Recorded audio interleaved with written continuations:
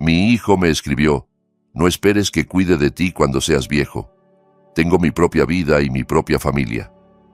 Yo le respondí con toda la calma del mundo: está bien. Y al día siguiente cambié mi testamento. Cuando se enteró de lo que había hecho, entró en mi casa hecho una furia. Me alegra que estés aquí conmigo. Por favor, dale like a este video, escucha mi historia hasta el final y cuéntame desde qué ciudad me escuchas. Así sabré hasta dónde ha viajado mi historia. Pasé 32 años construyendo una vida de la que me sentía orgulloso. Mi esposa, Raquel, y yo criamos a nuestro hijo, Daniel, en una casa modesta pero cómoda en las afueras de Guadalajara. No éramos ricos, pero éramos prudentes. Ahorrábamos, invertíamos con cuidado, pagamos la hipoteca antes de tiempo. Cuando Raquel falleció hace 5 años, de un infarto fulminante, heredé todo lo que habíamos construido juntos: la casa, su pensión, nuestras inversiones. No era una fortuna descomunal, pero sí suficiente para vivir con tranquilidad y, quizá, dejar algo significativo cuando yo faltara. Daniel siempre había sido un buen hijo, o eso creía yo.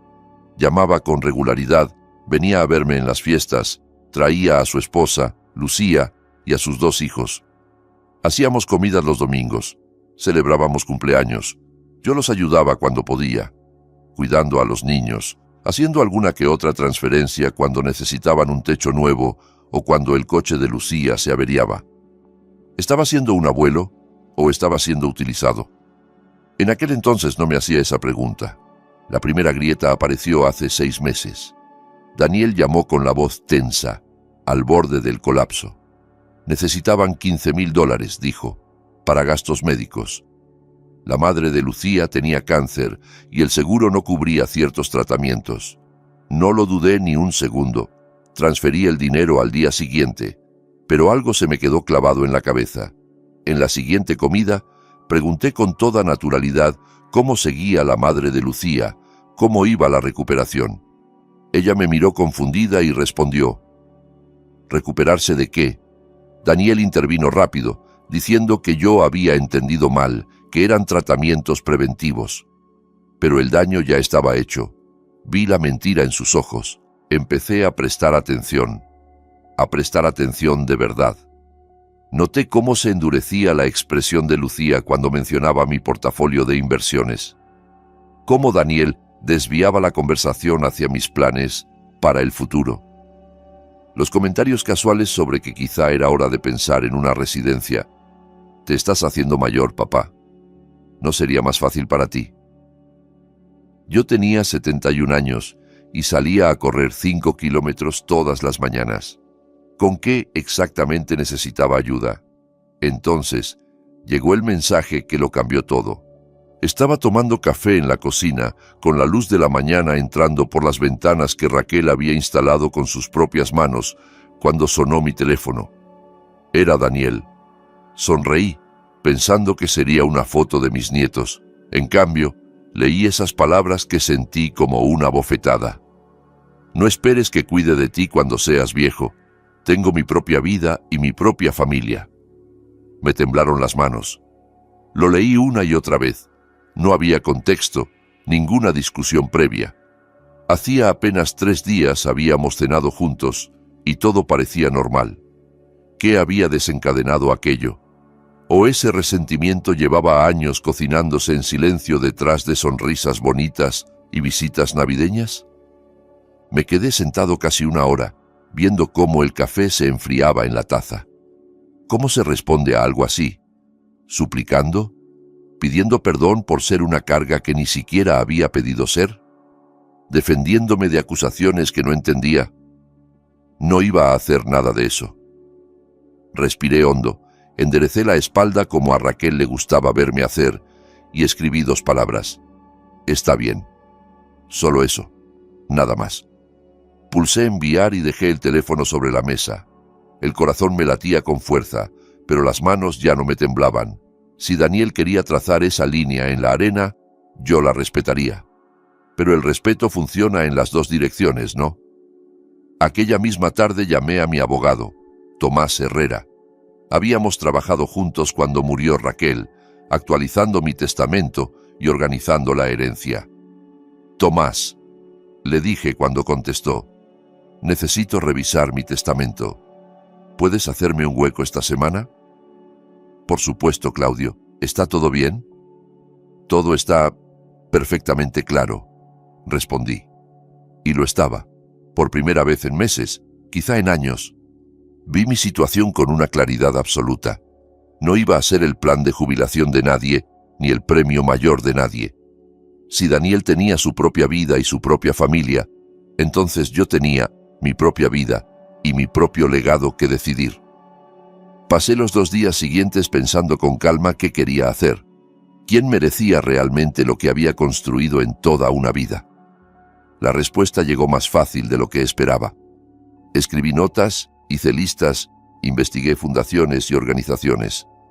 Cuando entré en la oficina de Tomás aquel jueves por la mañana, sabía exactamente lo que quería.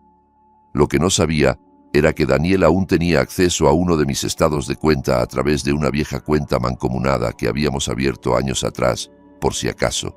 Tampoco sabía que la consultaba con regularidad, ni que vería el pago a Despacho Jurídico Herrera Inasociados, ni hasta dónde estaría dispuesto a llegar cuando se enterara de lo que había hecho. La reunión con Tomás no duró ni 1 hora. No me juzgó, no cuestionó mis decisiones, simplemente escuchó, tomó notas y prometió tener los nuevos documentos listos para firma en 1 semana. Al salir de su despacho me sentí más ligero que en meses. Eso era la libertad, poder elegir tu propio camino incluso al morir. Volví a casa por las mismas calles de siempre, pasando por el parque donde había empujado a Daniel en los columpios, por la heladería donde celebramos su graduación. Los recuerdos ya no dolían, simplemente existían, separados de la realidad presente. La gente cambia, las relaciones evolucionan. A veces se vuelven más fuertes. Otras veces revelan que estaban construidas sobre cimientos menos sólidos de lo que creíamos. En casa me preparé la comida e intenté seguir mi rutina, pero la mente volvía una y otra vez a aquel mensaje. No esperes que cuide de ti cuando seas viejo. La crueldad de esa frase seguía escociendo. Sin embargo, debajo del dolor, empezó a crecer otra cosa. Curiosidad. ¿Qué lo había impulsado realmente? ¿Qué quería en el fondo? Saqué mis registros financieros y empecé a revisarlos con ojos nuevos. Ahí estaban los $15,000 para el tratamiento de la madre de Lucía, otros $5,000 de hace 2 años para un supuesto fondo de emergencia familiar que terminó siendo unas vacaciones. 3,000 aquí, 7,000 allá. Cantidades lo bastante pequeñas como para no cuestionarlas en su momento. Nunca las había sumado. Pero ahora, al verlas todas juntas, el patrón era innegable. En 4 años les había dado más de $47,000. ¿Había servido realmente para lo que decían? ¿O había estado financiando su estilo de vida mientras esperaban el verdadero premio? ¿Mi muerte? Sonó mi teléfono. Daniel. Se me encogió el estómago. Dejé que sonara 2, 3 veces antes de contestar. Hola, papá. Su voz estaba tensa. Tenemos que hablar. ¿De qué, hijo? Respondí con tono neutral, agradable. De tu reunión con el abogado. ¿Qué estás haciendo? Así que ya lo sabía. La vieja cuenta conjunta, claro. Había olvidado aquel seguro que habíamos creado cuando Raquel enfermó, por si Daniel necesitaba ayudarme con pagos en una emergencia. Siempre había querido cancelarla después de la muerte de mi esposa, pero lo fui dejando. Había sido un descuido. No volvería a cometer ese error. Solo estoy actualizando unos documentos, dije. Cosas de planificación de patrimonio. Nada de qué preocuparse. ¿Nada? Papá, no puedes cambiar tu testamento sin hablarlo conmigo. Algo frío se instaló en mi pecho. ¿No puedo? Es mi testamento, Daniel. Mis bienes para repartir como yo decida. Después de todo lo que he hecho por ti, de todo el tiempo que he pasado cuidando de ti. Estuve a punto de reírme. ¿Cuidar de mí? Daniel, vivo solo. Administro mi casa, mis finanzas y mi vida. ¿De qué exactamente te has encargado tú? ¿Sabes a qué me refiero? Soy tu hijo, soy familia. Sí, dije en voz baja, lo eres, y la familia no manda mensajes diciendo a su padre mayor que no espere apoyo ni cuidado. Silencio. Luego murmuró, estaba enfadado. No quise decir. Claro que lo quisiste decir. Lo interrumpí. Y yo estoy respetando tus deseos. Tú tienes tu propia vida y tu familia. Yo tengo la mía. Papá, no hagas esto. No seas terco. Terco. Me llamó terco y poco después añadiría otras palabras peores. Cerré los ojos y conté hasta 5. Tengo que dejarte, Daniel. Tengo una cita. ¿Papá? Colgué. Las manos me temblaban otra vez, pero no de miedo, de rabia.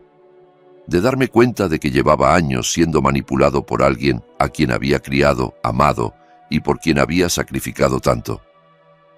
¿Cuánto tiempo había sido para él algo más que una cuenta bancaria con pulso? Necesitaba un plan. No solo actualizar el testamento. Eso ya estaba en marcha. Tenía que protegerme, blindar mis bienes y asegurarme de que nadie pudiera impugnar mis decisiones. Tomás me había mencionado alguna vez los fideicomisos en vida, las transferencias irrevocables. Tenía que entender bien mis opciones y sobre todo qué tipo de enemigo tenía delante. Pasé la noche investigando. Abuso financiero a personas mayores, influencia indebida, litigios por herencias. Las historias que encontré eran escalofriantes. Hijos vaciando las cuentas de sus padres, falsificando documentos, incluso acelerando su muerte para cobrar una herencia antes. ¿Sería mi propio hijo capaz de algo así? No quería creerlo, pero aquel mensaje seguía en mi teléfono, como una prueba que no podía ignorar. Me había mostrado quién era. Yo tenía que creerle.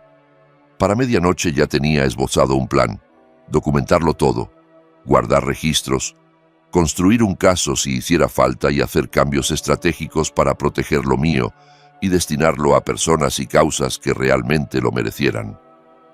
A la mañana siguiente, volví a la oficina de Tomás con una determinación nueva. Quiero constituir un fideicomiso en vida, le dije, y quiero transferir ahí mis principales activos de inmediato. Tomás se recostó en la silla, mirándome por encima de las gafas. Claudio, es un paso importante. Una vez que los bienes estén en un fideicomiso irrevocable, no podrás disponer de ellos con la misma libertad. ¿Estás seguro? Tengo 71 años, Tomás. Cuento con una pensión, la seguridad social y más que suficiente en mi cuenta corriente para vivir bien durante muchos años. La casa, las inversiones. No necesito tenerlas líquidas, necesito tenerlas protegidas. Él asintió despacio. ¿Protegidas de quién? De cualquiera que intente decir que estoy loco o manipulado cuando haya dejado claras mis últimas voluntades. Lo miré a los ojos. De mi hijo. Por fin lo dije en voz alta. La verdad que llevaba días rodeando sin querer nombrar. Tomás no pareció sorprendido. Prepararé los documentos, dijo. Pero Claudio, esto llevará algo de tiempo.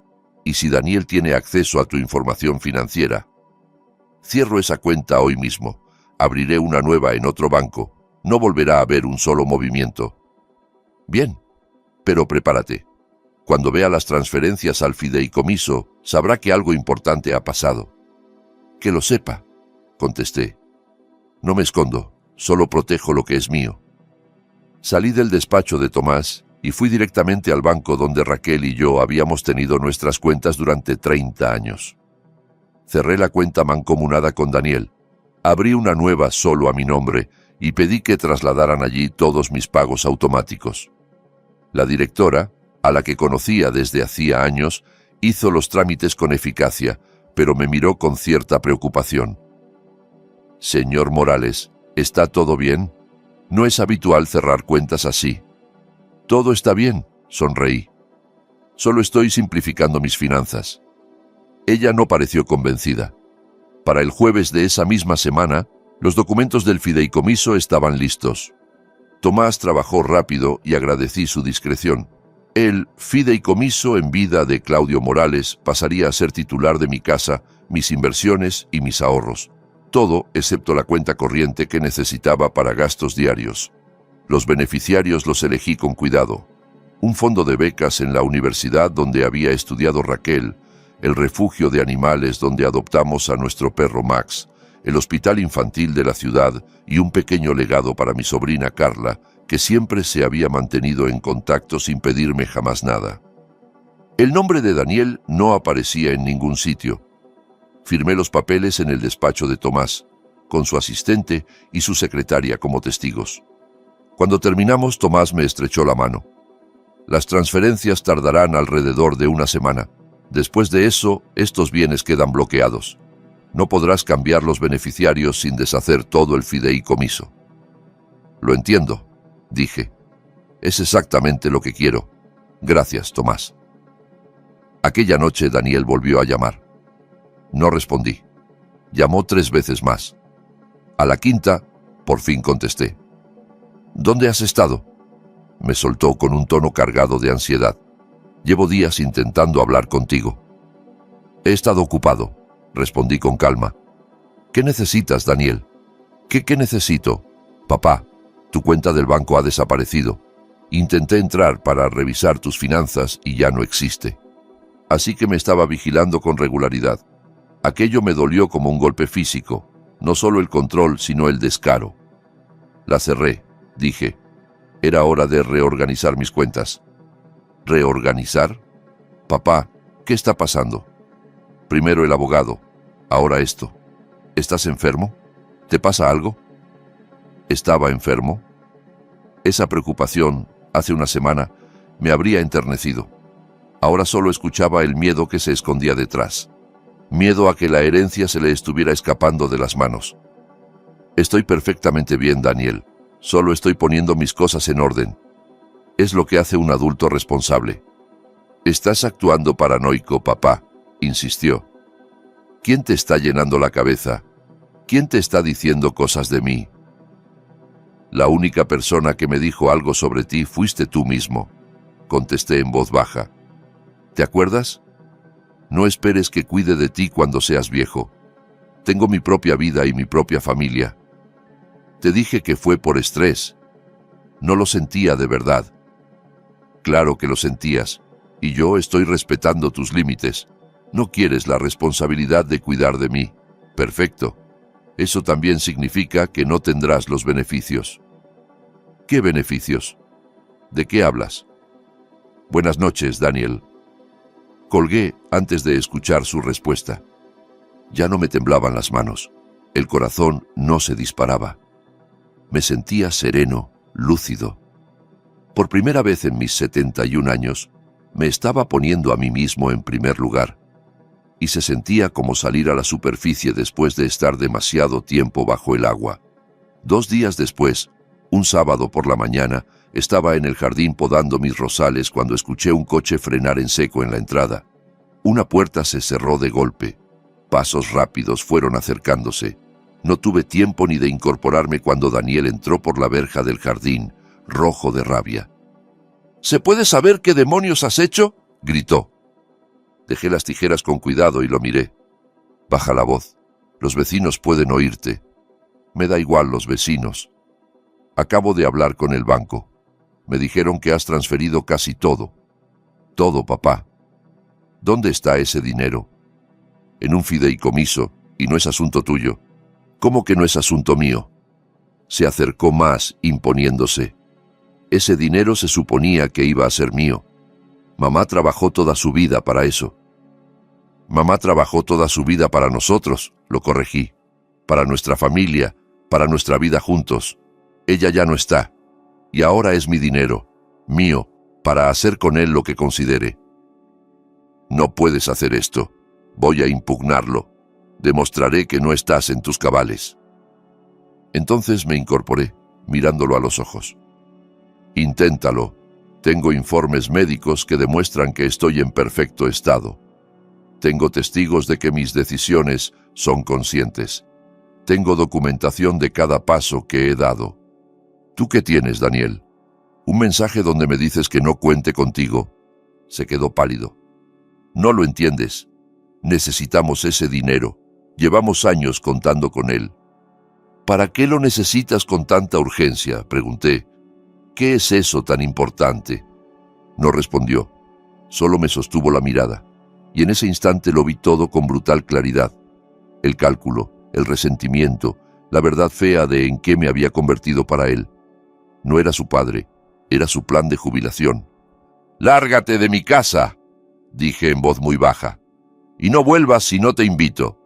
Se fue, pero sabía que aquello no había terminado. Yo había cruzado una línea y Daniel no era de los que aceptan una derrota con elegancia. Entré en casa, cerré con llave y llamé a Tomás. «Ya empezó», le dije. «Necesito saber de qué protección legal dispongo». Él se movió rápido. Para el lunes por la mañana ya tenía copias de todos mis documentos guardadas en una caja fuerte en mi nuevo banco, copias digitales en una nube segura y una carta firmada por él describiendo mi plena capacidad mental y el carácter voluntario de todas mis decisiones. Me sugirió algo más, una carta formal para Daniel, dejando por escrito mis motivos.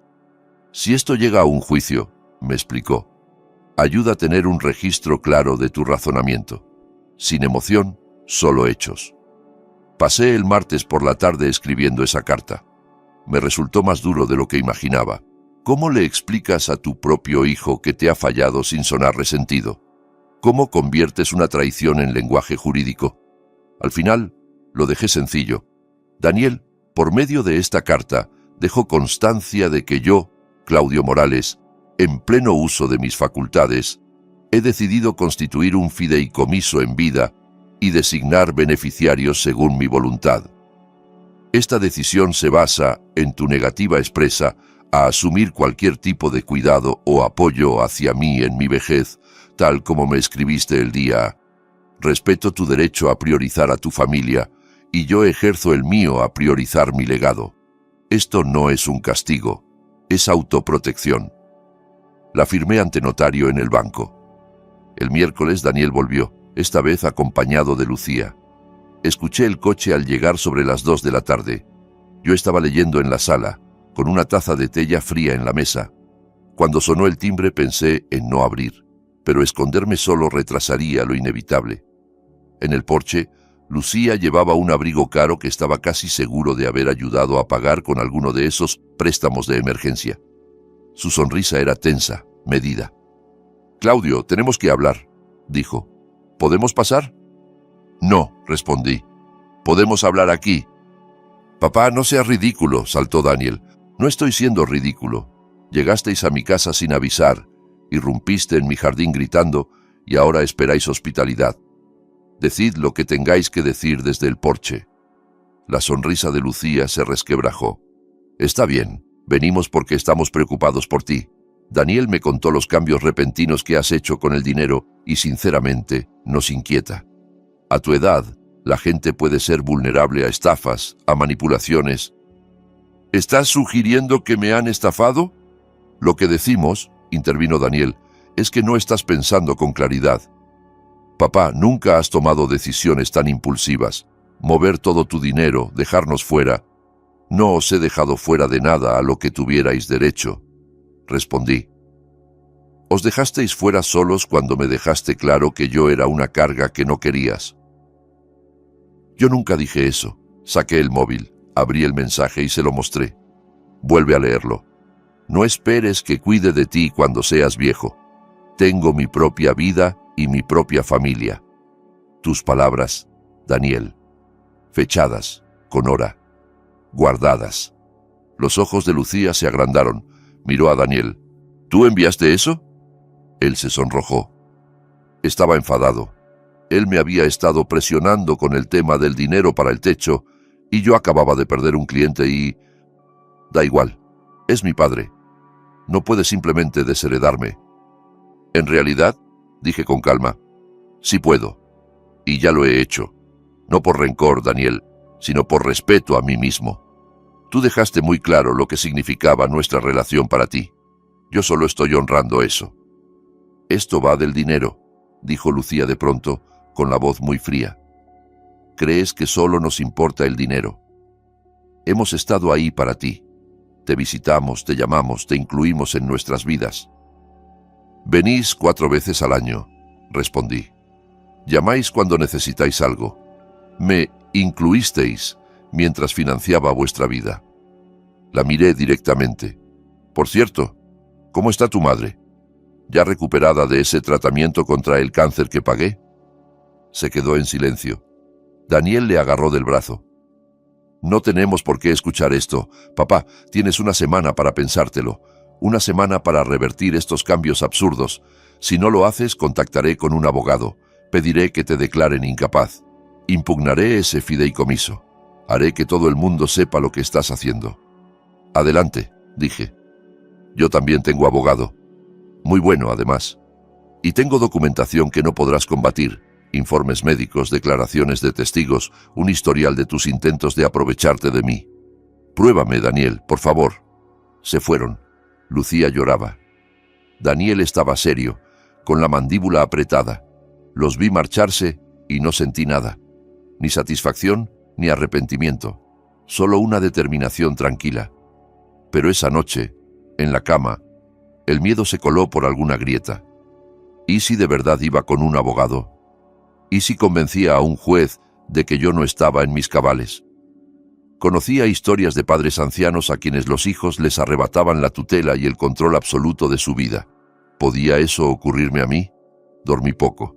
Por la mañana estaba agotado y con las manos temblorosas. Llamé de nuevo a Tomás. Está amenazando con demandarme, le dije. ¿Puede hacerlo? Puede intentarlo, respondió con calma. Pero, Claudio, tienes algo que casi nadie tiene en tu situación: preparación. Lo hemos documentado todo. Tus informes médicos están impecables. Hay testigos. Mientras no pueda demostrar una incapacidad real, cosa que no puede, no tiene caso. Aún así, el desgaste, lo sé. Por eso te voy a recomendar algo. Date unos días para ti. Vete a un lugar tranquilo. Quédate con un amigo o con alguien de confianza. Deja que Daniel se agote lanzando amenazas mientras tú recargas fuerzas. Las vas a necesitar. Tenía razón. Llamé a mi amiga Laura, a quien conocía desde la universidad. Vivía a 2 horas, en un pueblo costero, y tenía una pequeña librería. Siempre me había ofrecido su casa. Cuando le conté de forma general lo que ocurría, no dudó ni un segundo. Ven a quedarte conmigo. No traigas más que ropa cómoda y ganas de respirar. Caminaremos por la playa y te voy a recordar lo que es la paz. Hice la maleta y me fui el jueves por la mañana. No le dije a Daniel dónde iba. Simplemente me fui.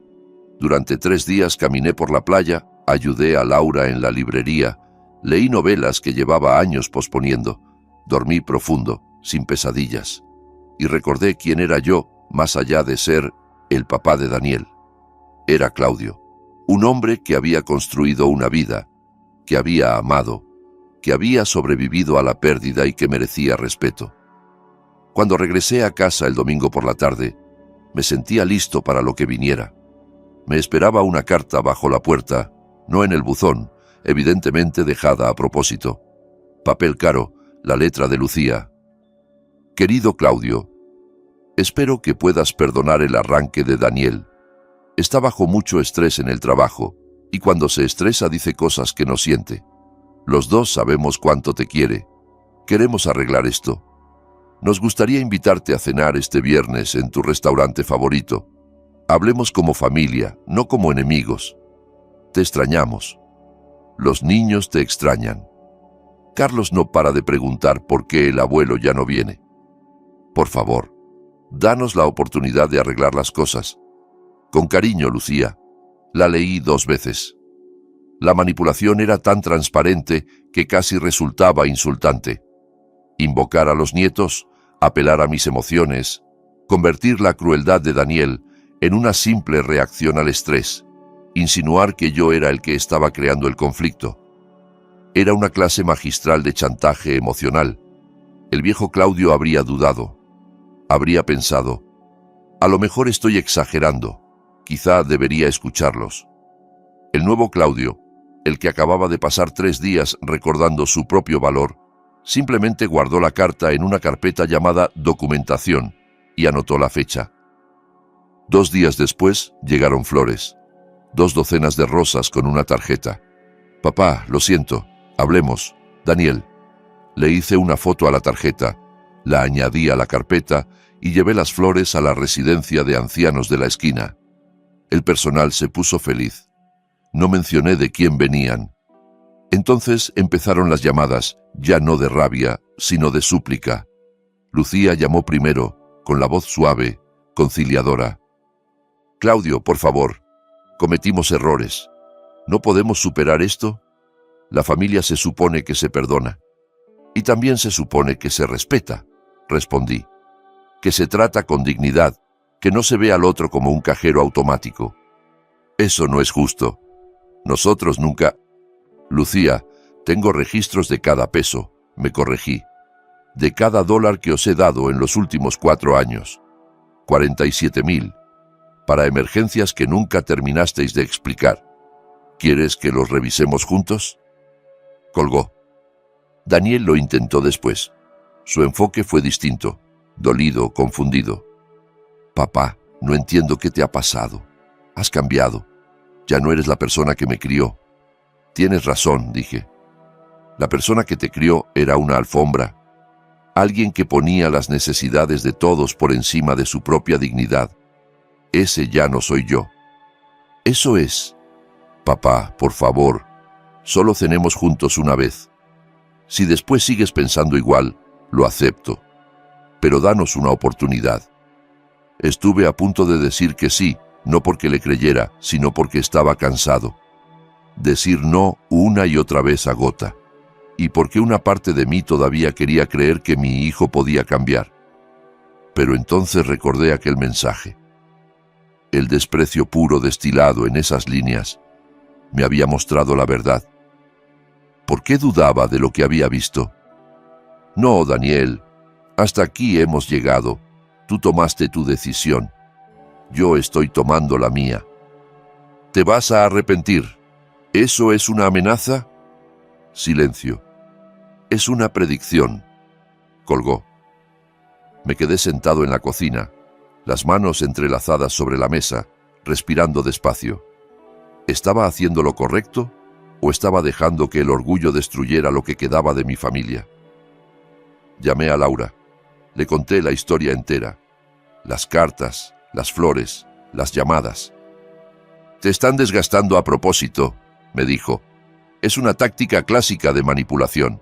No están arrepentidos de verdad, Claudio. Solo están arrepentidos de estar perdiendo tu dinero. ¿Y si me equivoco? ¿Y si estoy siendo demasiado duro? ¿Te han pedido perdón por el mensaje? Pensé en ello. Daniel había dicho que estaba estresado, que no lo sentía, pero nunca pronunció: lo siento por herirte. Estuve mal. Lucía tampoco. No, respondí despacio. Se han disculpado por cómo reaccioné yo, no por lo que hicieron ellos. Ahí tienes la respuesta. Tenía razón. Pero necesitaba algo más que el apoyo de Laura. Necesitaba comunidad. Volví a mi grupo de la iglesia, al que había dejado de asistir tras la muerte de Raquel. Empecé a quedar de nuevo con viejas amigas a las que había dejado de ver. Llamé a mi sobrina Carla, que bajó desde la capital el fin de semana siguiente y me llevó a comer. Me escuchó con atención, seria, sin juzgar. A sus 28 años estaba más cerca de la edad de Daniel que de la mía, pero entendió lo que yo no podía expresar a mis contemporáneos. Tío, hay gente que solo sabe tomar, me dijo al final. No ven las relaciones como algo mutuo, sino como un negocio. Suena a que Daniel y Lucía son así. Es mi hijo, susurré. Lo sé. Y por eso duele más. Pero aún así tienes derecho a protegerte. Ese apoyo me sostuvo. Cada conversación, cada café, cada misa, me recordaba que no estaba solo, que no estaba loco, que poner límites no me convertía en mala persona. Al final de la segunda semana, las llamadas de Daniel y Lucía cesaron. El silencio fue un alivio, pero también inquietante. ¿Qué estarían planeando? ¿Estarían consultando abogados o, por fin, aceptando mi decisión? Debería haber sabido que la aceptación no estaba en sus planes. Aparecieron un domingo por la mañana, 3 semanas después de que volviera de casa de Laura. Estaba desayunando cuando escuché voces en la entrada, la de Daniel, la de Lucía y las exclamaciones agudas de mis nietos. Habían traído a los niños. Abrí la puerta antes de que tocaran el timbre. Carlos, con 6 años, corrió hacia mí. «Abuelo, te trajimos galletas. Mamá dijo que estabas enfermo. Sentí que se me partía el corazón. Lo abracé con fuerza, aspirando su olor a hierba y galletas. Su hermana Mía, de 4 años, se quedó atrás, tímida, y luego también se lanzó a mis brazos. Por encima de sus cabezas crucé la mirada con Daniel. Sonreía, pero sus ojos no acompañaban. «Queríamos darte una sorpresa», dijo Lucía con tono alegre. «Hace un día precioso. Podríamos hacer un picnic familiar en el jardín como antes». «Habríais debido llamar antes», dije con cuidado, soltando a los niños. «¿No quieres vernos, abuelo?», preguntó Carlos, confuso, dolido. ¿Qué se supone que debía decir? Que sí, que quería verlos, pero no como herramienta de presión. Que los amaba con toda el alma, pero que sus padres habían envenenado nuestra relación al usarlos como moneda de cambio. «Claro que quiero veros, cariño», respondí. «Pero los adultos siempre deben avisar antes de venir». «Te llamamos», dijo Daniel. «No contestaste». Había dejado sonar su nombre en la pantalla sin responder, porque necesitaba proteger mi paz. «Anda, papá», insistió. «Déjanos pasar. Los niños están ilusionados por pasar el día contigo, a no ser que quieras rechazar a tus propios nietos». Su tono era ligero, pero la amenaza escondida era clara. Si me negaba a ellos, me negaba a los niños. Me hice a un lado. ¿Qué otra opción tenía? Se acomodaron en la sala. Los niños en el suelo con libros para colorear que Lucía casualmente había traído, ellos en el sofá como si fuera suyo. Lucía sacó un tupper con galletas caseras, mis favoritas. Daniel comentó lo bien cuidada que estaba la casa, lo valiosa que debía ser, lo mucho que había subido la zona. Cada palabra estaba calculada. «Hemos estado pensando en todo esto», dijo Lucía tras 20 minutos de charla incómoda. «Y queremos pedirte perdón». «Sí», añadió Daniel. «Lo hicimos muy mal. Nunca debería haber enviado ese mensaje. Estaba frustrado por el trabajo, por el estrés con el dinero, y lo pagué contigo. Lo siento». Sonaba ensayado, y los niños estaban a escasos metros, ajenos, coloreando. Se suponía que tenía que creer que aquello era sincero. «¿De qué exactamente te arrepientes?», pregunté. Lucía parpadeó. «De haberte herido, de haberte hecho sentir que no nos importas». «¿Pero sí os importo? ¿O lo que os importa es mi dinero?». A Daniel se le tensó la mandíbula. «Eso no es justo». «No, me has llamado incapaz. Has amenazado con demandarme y ahora te sientas en mi sala esperando que disuelva mi fideicomiso porque trajiste a los niños y unas galletas». «Estamos intentando arreglar las cosas», dijo Lucía con la voz ya menos dulce. «Recuperar a la familia. Eres tú quien lo pone imposible». «¿Yo?». Me levanté despacio. «Fui yo quien puso un límite después de que tú, Daniel, me escribieras que no contara contigo. Fui yo quien protegió sus bienes tras años de emergencias poco claras que drenaron mis ahorros. ¿Y el problema soy yo?». «Baja la voz», susurró Daniel. «Los niños están ahí. Entonces quizá no deberíais haberlos traído a esta conversación». Lucía se levantó de golpe. «Carlos, Mía, id al jardín a jugar. El abuelo tiene un jardín precioso». Los niños salieron felices, sin entender nada. En cuanto se cerró la puerta, la máscara de Lucía se cayó. «Dejémonos de teatro», dijo con frialdad. «Estás siendo egoísta y vengativo. Tienes más dinero del que necesitarás jamás y lo estás acaparando mientras tu propia familia pasa apuros». «Apuro es tener un coche de alta gama, un club privado, un colegio privado para los niños. ¿Dónde está exactamente la miseria?», pregunté. «Eso no es asunto tuyo», saltó Daniel. «Pero mi dinero sí lo es, ¿verdad?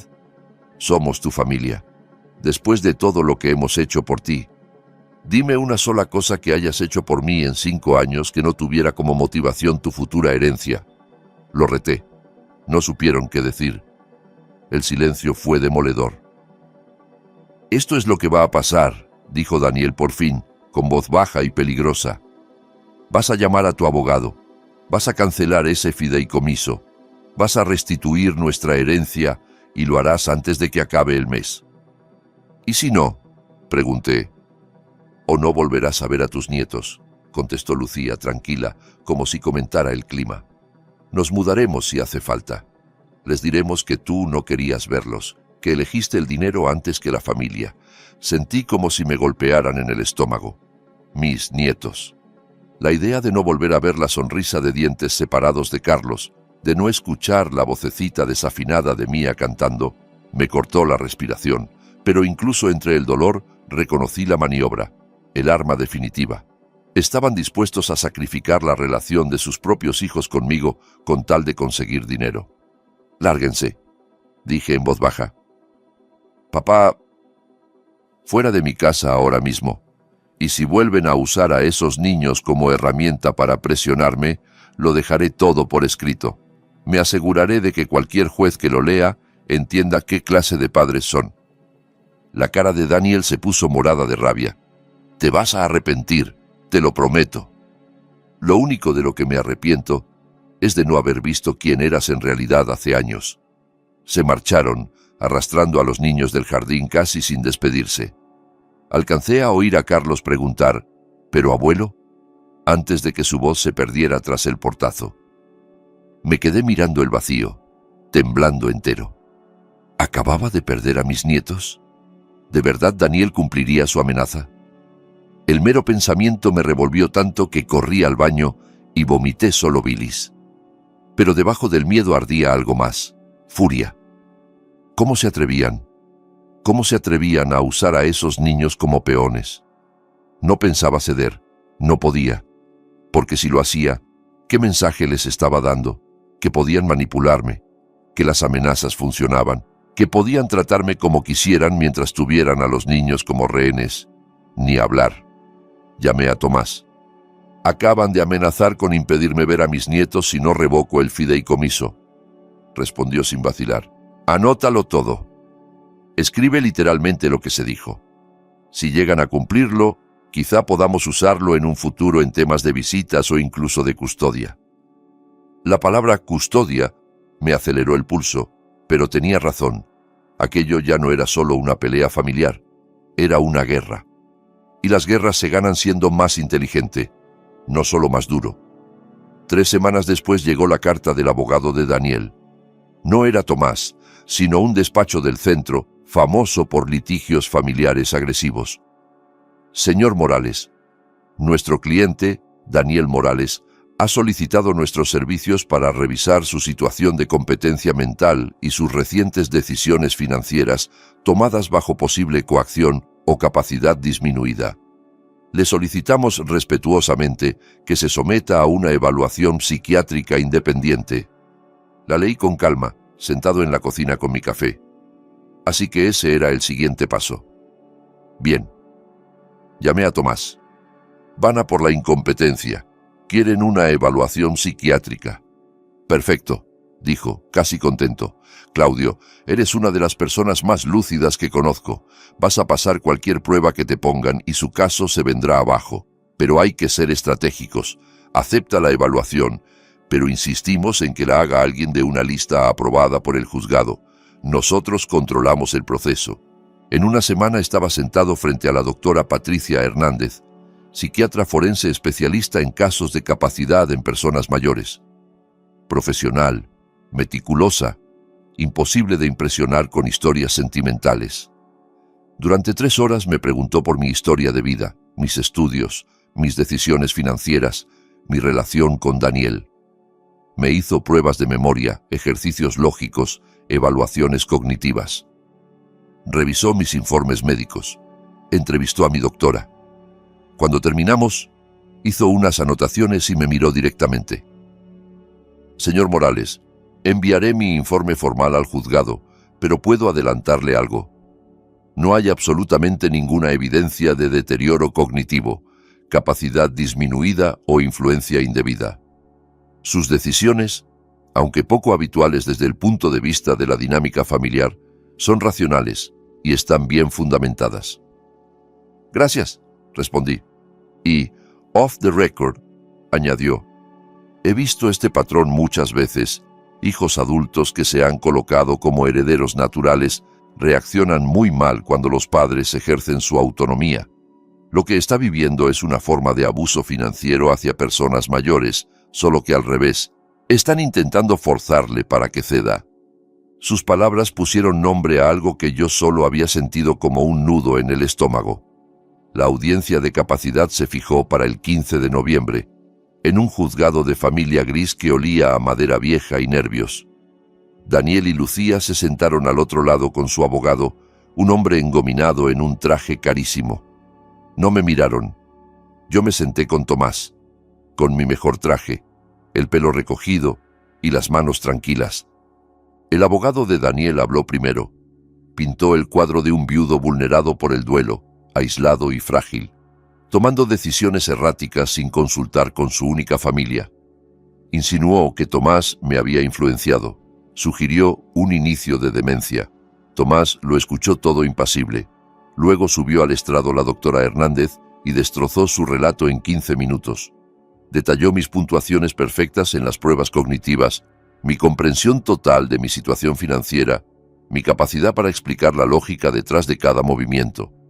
Mencionó que gestionaba solo mi casa, conducía, tenía vida social activa y no mostraba rastro alguno de deterioro. De hecho, dijo mirando al juez, el señor Morales presenta una capacidad de razonamiento lógico y una alfabetización financiera por encima de la media de su grupo de edad. Sus decisiones, aunque emocionalmente difíciles para algunos familiares, son completamente coherentes y autónomas. El abogado de Daniel intentó remontar. Pero, doctora, ¿no es inusual que un padre desherede por completo a su único hijo? Inusual, quizá, pero no es un criterio para incapacidad. El señor Morales tiene razones claras y documentadas para sus decisiones. Que esas razones gusten o no a su hijo es irrelevante para su capacidad mental. La jueza, una mujer de unos 60 años, miró a Daniel por encima de las gafas. Señor Morales, envió usted un mensaje a su padre que decía, y cito literalmente, no esperes que cuide de ti cuando seas viejo, tengo mi propia vida y mi propia familia. Daniel se puso rojo. Estaba enfadado. Él me insistía con el tema del dinero y... Así que estaba enfadado por el dinero. Y ahora está enfadado porque él dispone de su dinero según sus deseos y no los suyos. No es tan simple. A mí me lo parece bastante simple, replicó la jueza. Luego se volvió hacia mí. Señor Morales, ¿alguien lo obligó a tomar estas decisiones financieras? No, su señoría. ¿Es consciente de lo que está haciendo y de las consecuencias? Completamente consciente. ¿Desea hacer algún cambio en su plan patrimonial? No, su señoría. Mi plan está exactamente como quiero. La jueza golpeó la mesa con el mazo. Se desestima la petición de incapacidad. El señor Morales está en pleno uso de sus facultades y tiene todo el derecho a gestionar su patrimonio como considere oportuno. Caso cerrado. El abogado de Daniel recogió sus papeles a toda prisa. Lucía parecía en shock. Daniel, en cambio, me miraba con un odio puro. Al salir al pasillo, me agarró del brazo. «¡Esto no ha terminado!» Tomás se interpuso al instante. «Señor Morales, esto puede considerarse acoso. Le recomendaría que se alejara». Daniel me soltó, pero se inclinó hacia mí. «Te estás equivocando, padre. Cuando estés viejo, enfermo y solo, no vengas llorando». Lo miré. De verdad lo miré. Y vi a un desconocido. ¿Cuándo había perdido a mi hijo? ¿O nunca había sido quien yo creía? «Daniel», dije en voz baja, «no voy a estar solo. Tengo amigos, tengo comunidad y tengo respeto por mí mismo. ¿Tú qué tienes aparte de avaricia?» Se dio media vuelta sin responder. Yo debería haberme sentido victorioso. Gané. Pero lo único que sentí fue vacío. Tomás me puso una mano en el hombro. Hiciste lo correcto. Entonces, ¿por qué duele tanto? Porque el amor y la traición pueden convivir. Sigue siendo tu hijo. Tienes derecho a llorar eso. Asentí, sin fiarme de mi voz. Pero mientras salíamos del juzgado a la luz del otoño, algo cambió dentro de mí. La duda se había ido. La culpa se había ido. Solo quedaba la claridad. Había ganado. Y no pensaba quedarme ahí. 2 meses después de la audiencia recibí una carta certificada del banco hipotecario de Daniel y Lucía. Habían dejado de pagar 3 meses. El banco iniciaba el proceso de embargo. ¿Por qué me enteré? Porque me habían puesto años atrás como contacto de emergencia y nunca se molestaron en actualizarlo. Así supe que estaban metidos en serios problemas económicos. El coche de lujo, el colegio privado, el ritmo de vida, todo estaba construido sobre deuda y llevaban años contando con mi herencia para tapar el agujero. Una parte de mí sintió un pinchazo de pena. Tenían hijos. Carlos y Mía no merecían sufrir por las malas decisiones de sus padres. Pero recordé la amenaza fría de Lucía. No volverás a ver a tus nietos. Recordé el odio de Daniel en el pasillo del juzgado. Recordé los años de manipulación disfrazada de necesidad. Tomé una decisión. Llamé a un investigador privado, un ex policía jubilado que Tomás recomendaba para temas de herencias. Quiero que investigue las finanzas de mi hijo, le dije. Quiero saber a dónde fue el dinero, en qué lo gastaron, quiero documentación. Lo que encontró fue escalofriante. En 6 años, Daniel y Lucía habían gastado más de $200,000 por encima de sus posibilidades. No en necesidades, sino en vacaciones a Europa, un barco que usaron 2 veces, cirugías estéticas de Lucía, cuotas de un club de campo, colegiaturas privadas que no podían permitirse, y lo peor, habían pedido préstamos usando como justificación una futura herencia mía. Varios préstamos, en distintas entidades, basados en una expectativa de dinero que nunca habían ganado. El investigador también halló correos electrónicos. Daniel había escrito a un abogado de herencias años antes, preguntando por formas de acelerar una sucesión cuando los padres eran difíciles. Aquel abogado se negó a seguir esa línea, pero los correos existían. Sentado en el despacho de Tomás, leyendo todo, sentí náuseas. Lo estaba planeando desde hace años, dije. Eso parece, respondió Tomás. Claudio, tengo que preguntarte, ¿quieres seguir con esto? Tenemos indicios de fraude, posible explotación financiera. Podríamos presentar cargos. Imaginé a mi hijo esposado, mis nietos visitándolo en prisión, los periódicos explotando el escándalo. No, dije al final, no denuncias penales, pero quiero que sepan que lo sé. Quiero que entiendan que han perdido. Tomás me ayudó a redactar una carta. Se envió por mensajero a su casa un martes por la mañana. Daniel y Lucía, ahora tengo en mi poder registros completos de vuestros gastos, de los préstamos solicitados contra mi futura herencia y de vuestras consultas con abogados sobre cómo acelerar ese proceso. También tengo documentadas vuestras amenazas de impedirme ver a mis nietos, vuestras falsas acusaciones sobre mi capacidad mental y vuestro acoso. Quiero dejar algo claro. No voy a proporcionaros ayuda económica ahora ni nunca. Vuestra hipoteca, vuestras deudas y vuestras decisiones financieras son responsabilidad vuestra. Sin embargo, no soy cruel. Adjunto encontraréis información de servicios de asesoría financiera, recursos de consolidación de deudas y opciones de terapia familiar. Os recomiendo que los uséis. Mi plan patrimonial seguirá sin cambios. Al morir, mis bienes se distribuirán según lo establecido en mi fideicomiso. Vosotros no recibiréis nada. Sin embargo, os hago una última oferta.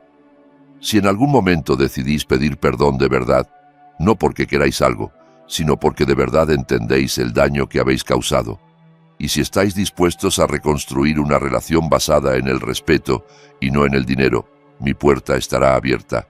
No mi chequera, mi corazón. Esa decisión es vuestra. Claudio. No supe nada de ellos durante 3 semanas, hasta Nochebuena. Llamaron a la puerta. Abrí y vi a Carlos y Mía en el umbral, cogidos de la mano de una mujer que no conocía. El coche de Daniel estaba aparcado en la calle, pero él no se bajó. La mujer se presentó como supervisora de visitas familiares, designada por el juzgado. Resultó que Daniel y Lucía habían perdido la casa, habían tenido que mudarse con los padres de Lucía a otro estado, y como parte del proceso de bancarrota y a raíz de una queja formal sobre mis derechos como abuelo, sospecho que interpuesta por Tomás, el juez había ordenado que se me garantizaran visitas supervisadas con mis nietos. No lo hicieron por bondad, lo hicieron obligados. Pero me daba igual. Tenía a mis nietos 2 horas para mí. Hicimos galletas, leímos cuentos, jugamos bajo la nieve ligera que empezó a caer en el jardín. Cuando se fueron, Mía me abrazó con fuerza. «Abuelo, ¿podemos volver?» «Siempre, cariño, siempre». Vi cómo el coche se alejaba. Daniel no miró ni una vez hacia mi casa. Había ganado, no como yo habría querido. Habría preferido recuperar a mi hijo, entero, cariñoso, real. Pero gané en lo que de verdad importaba: mi autonomía, mi dignidad, mi paz. Y a veces, esa es la única victoria posible. 6 meses después, la primavera llegó a Guadalajara con explosiones de jacarandas moradas y mañanas claras. Empecé cada día con mi carrera de 5 kilómetros, sintiéndome más fuerte que en años. Mi nueva doctora me dijo que tenía la salud cardiovascular de alguien 15 años más joven. «Sea lo que sea que esté haciendo, siga así», sonrió. Lo que estaba haciendo era vivir. Vivir de verdad. Siguiendo el consejo de Laura, me uní a un club de lectura, un grupo de mujeres de entre 50 y 80 años que nos reuníamos cada semana para hablar de libros y de la vida. Nos hicimos muy amigos. Su apoyo fue incondicional. También empecé a hacer voluntariado en el hospital infantil, uno de los beneficiarios de mi fideicomiso. Leía cuentos a niños en tratamiento, jugaba con ellos, ofrecía consuelo a padres agotados. Me daba propósito y llenaba el hueco de abuelo que Daniel y Lucía habían dejado. El fondo de becas en la Universidad de Raquel ya había ayudado a 3 estudiantes. Recibí cartas de agradecimiento llenas de gratitud sincera que me hicieron llorar de emoción. Eso era legado. Eso sí tenía sentido. Con mi sobrina Carla, la relación se volvió mucho más cercana. Venía a verme casi cada mes, y nuestra relación dejó de ser solo de tío-sobrina para convertirse en una amistad real. «Eres la persona más sabia que conozco», me dijo una vez. Que eso viniera de alguien que apenas me veía antes significó mucho. Había hecho las paces con mis decisiones. Sí, seguía doliendo la relación que soñé tener con Daniel, pero no me arrepentía de haberme protegido. Aprendí que amar a alguien no significa permitir que te destruya, que la familia no se define por la sangre, sino por el respeto y el cuidado mutuo. Mi casa se llenaba de risas, de amigos, de proyectos. Tenía abono para la temporada de la orquesta con las chicas del club de lectura. Había retomado la pintura y hasta vendí 2 cuadros en una galería local. Viajaba a ver a Laura casi cada mes. Incluso me apunté a un crucero con el grupo de la iglesia. Era por fin la vida que merecía. Mientras tanto, la situación de Daniel y Lucía siguió cayendo. Yo no buscaba información. Habría sido mezquino, pero en una ciudad grande las noticias circulan. Se declararon en bancarrota. Acabaron en un departamento pequeño en un barrio que antes despreciaban. Lucía tuvo que empezar a trabajar por primera vez en años en una tienda. Daniel perdió su negocio y ahora vende aparatos electrónicos en un centro comercial. Sacaron a los niños del colegio privado. Les quitaron el barco. El coche de lujo fue reemplazado por un sedán viejo. Habían construido su vida entera con dinero que no tenían, contando con una herencia que nunca habían ganado. Sentí más tristeza que satisfacción.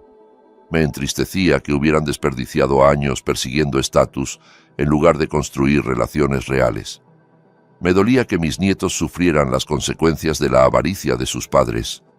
Pero aprendí algo fundamental. No puedes salvar a la gente de sí misma. Solo puedes protegerte y construir una vida que valga la pena. Las visitas supervisadas con Carlos y Mía siguieron mensualmente. «¿Por qué no te vemos más, abuelo?», me preguntó Carlos en la última. Porque a veces los adultos toman decisiones que hieren a la gente que quieren, le dije. Pero quiero que sepas algo.